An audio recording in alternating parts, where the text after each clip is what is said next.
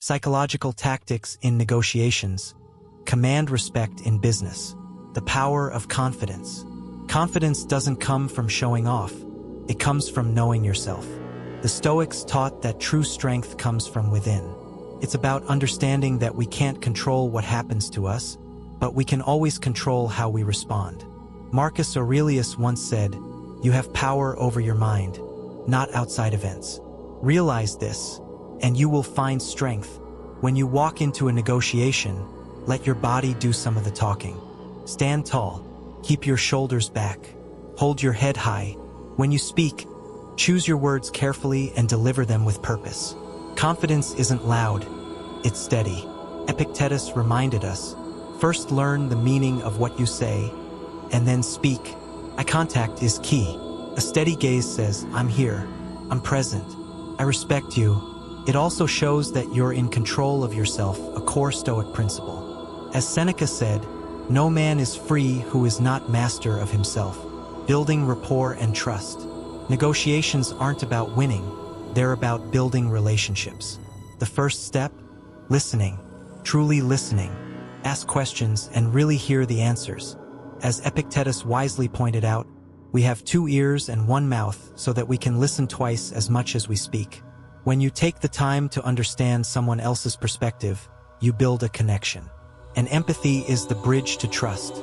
Share your experiences not to brag, but to show you understand.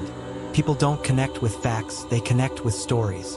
Stories remind us that we're all human, all part of the same story. Seneca said it best, "We are waves of the same sea and leaves of the same tree." Framing your value. When it's time to talk about your value, be clear and grounded. Highlight your strengths, not with arrogance, but with confidence. Show people how you can help, don't just tell them. Let your results speak for themselves. And remember, you're not just there to make a deal. You're there to be a trusted advisor, someone who's invested in a solution that benefits everyone. Marcus Aurelius wrote, "The fruit of this life is a good character and acts for the common good." When you frame your value around the good you bring to others, respect naturally follows. Negotiation strategies. Negotiation isn't about crushing the other side. It's about finding common ground. Start with what you agree on. Build on it.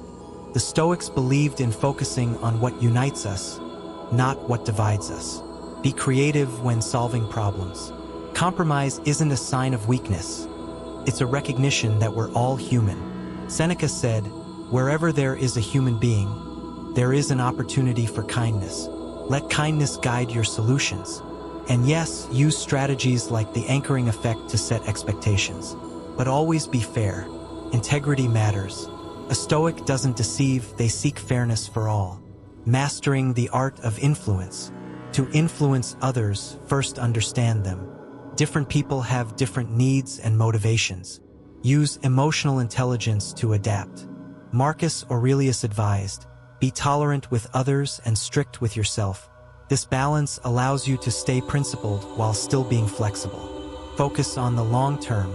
Strong relationships are worth more than quick wins. Every interaction is a chance to build trust and respect. When your influence is rooted in virtue, it becomes unshakable. The final word. Negotiations are a test of self-control. They demand strategy, yes, but also strength of character. When you master your emotions, when you project confidence and build trust, you embody the timeless wisdom of the Stoics. Let's aim not for domination, but for harmony. Let's seek progress for everyone involved. As Marcus Aurelius said, "Waste no more time arguing about what a good man should be. Be one." Negotiations aren't just about deals. They're about growth, becoming stronger, wiser, and more connected. Through self-control and fortitude, we rise above destructive emotions and inspire others to do the same. This is the Stoic way.